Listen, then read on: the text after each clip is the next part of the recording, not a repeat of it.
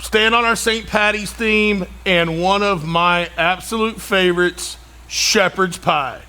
So we're putting this baby together, and we're going old school the Irish way, all lamb. So to get started, we've got our ground lamb in here with some shallots. We're just gonna cook this down for a few and let this get browned up. We won't have a ton of excess fat because lamb's very lean, but we will drain any of that off that may occur. So we're just gonna let this cook down for a few, and then we've got all kinds of delicious ingredients that we're gonna be adding to this to make it a out of this world shepherd's pie. Once again, when you get back to peasant cooking and just making the most of what you have, shepherd's pie is another one. Yeah, today we're gonna put carrots and green beans and green peas in it because that's rather traditional. But if you had others, I've seen recipes and I've done it myself before where you have leftover asparagus, you can chop it up much like a green bean, throw it in there with it. So you can get super creative with how you do this and what you do.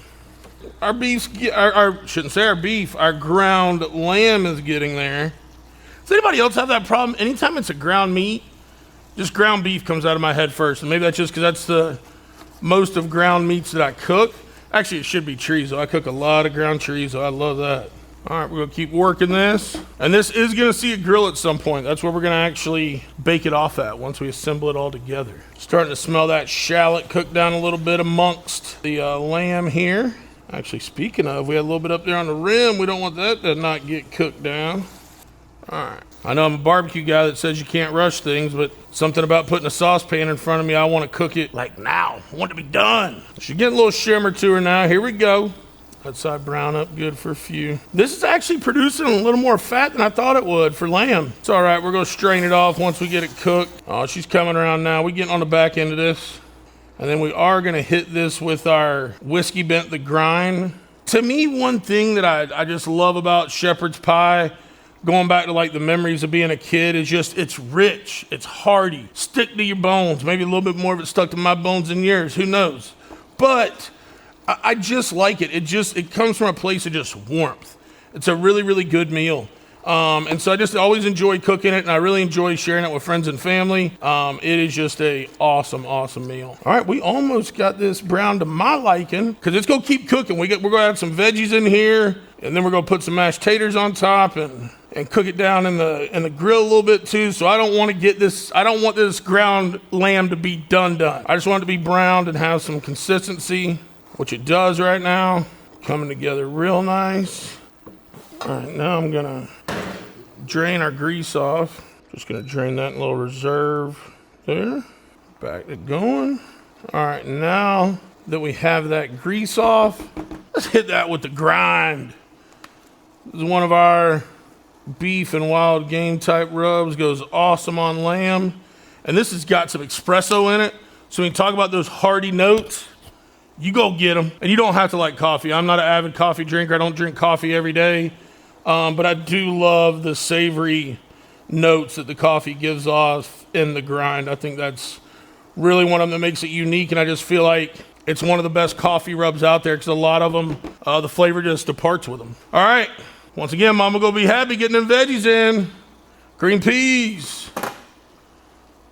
diced carrots, green beans, and some parsley. All right, we'll let these cook a bit, and then I'm gonna drop the temp just a hair because we had it close to nuclear. We were like 425 on the induction while we were browning it down. Now I dropped it about 350, just let it cook for a sec because real quick, we're gonna make a little slurry to thicken this baby up. Water, red wine, flour, and another thing that gives it that richness and that oomph, au jus powder. So you think about like a reduced down au jus that's then dried and put into a seasoning. Come on. Now that's talking sweet. Now we're just gonna go and mix this until we get all the lumps out of it. Real quick while I'm doing that. See how I am at multitasking. Not bad, not bad. Hadn't knocked anything over yet. All right. Yeah, I think we're gonna like this, guys. It's gonna be tasty. All right, mix it up, mix it up, mix it up. Because then what this slurry is going to do with the flour is, and the water mix, it's going to kind of tighten this up. Once we get this where we want it, we're going to just let it simmer down in this. And it's going to pull together nice and tight and be that beautiful base for this shepherd's pie. All right, and I think we've got all the lumps out, so let's, no time better than the present.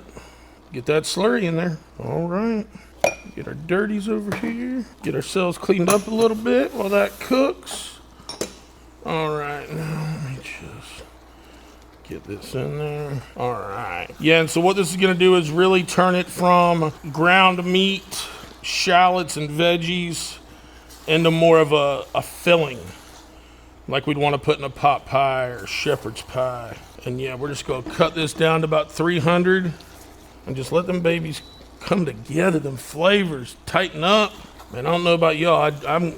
We're filming this during lunch hour right now, y'all, and I got work after this. Like, if you're watching this during lunch hour, I feel for you, because I know you're getting them same hankerings for shepherd's pie. They work me hard over here. Let me out. They make me work, but don't feed me. Y'all ain't gonna believe that. I mean, look at me, come on. All right, we got this, and we'll give it just another minute or two. You can see how it's kind of pulling together. That's what we want.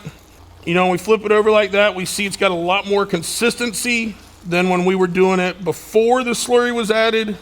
And maybe I'm using the term slurry wrong, but anytime you use cornstarch and water or flour and water to me to tighten something up, Grandma always called it a slurry. So if you got a problem with it, take it up with Grandma. I'm gonna tell you, you got your hands full if you do. All right, drop just a hair, there we go. Another minute, and then we're going to start assembling. One thing I've already done with our pan that we're gonna put in there is I've already sprayed it down with some duck fat.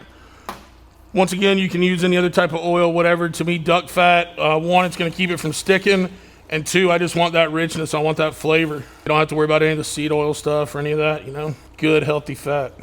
All right, whoo, that's that grease right there. You don't want that biting you. All right, got our taters over here. I'm just gonna relocate those for a sec. Let's get our pan over, and then we're just gonna take our filling, and right there, baby. Whoo-hoo, yes, sir. A little bit of that good left there. All right, let's get that spread out real nice and even. Next, we're gonna go with our taters. And to me, personally, this is the tater to meat ratio I'm looking for. We may not use all the taters, but I like to be lead meat. But I'm a barbecue guy, kind of supposed to do that. You know, I really feel like too, like if you're only doing shepherd's pie around St. Patty's, I mean, I feel like that's a miss. I feel like it's a real miss. The top there, and we're about to go 350 for 45 minutes to an hour, then you better believe we're gonna dig in. Stay tuned, you're gonna wanna come back. All right, guys, it is shepherd's pie time. This has been on the grill, 350 degrees, about 55 minutes. Told you it's gonna be 45 to 60, kept my word. Go hit this with a little bit of parsley. I think it looks delicious. Just parsley that baby up a little bit, add a little color, and then ain't nothing to do but try it. So here we go. Let's get some nice little corner here. Feels about as tender as a mother's love. Get in here. Get us, whoop. Oh, she wanted to break apart on me. Wow, we got everything right there, all the usual suspects. So let's get a little bit of everything here. That there to me in this dish is the difference between lamb and ground beef. Like, there's just, I don't want to say funkiness to turn you guys off, but there's like a richness and just a wild game feel to this lamb in here. Like, for me, it just makes it heartier for me. I really, really enjoy it. Obviously, you got the mashed potatoes there. The veg is cooked down perfect. The carrots, the green beans, the peas, perfect texture. They're cooked through, but they're not mushy, which is what I'm looking for. This to me is an amazing dish. Also, think about it. This could be one you prep the night before. Could have all your mixture done. Literally take it, add it to the pan the next day, put your mashed potatoes on top. 60 minutes, you've got dinner. So keep that in mind. This to me just doesn't have to be on the weekend, just doesn't have to be St. Patty's Day. You can do this during the week with just a touch of planning, and your family's gonna love you. So if you enjoyed this shepherd's pie, you enjoyed the video, please like and subscribe, and look forward to more of this amazing content here at Whiskey Bent. Thank you.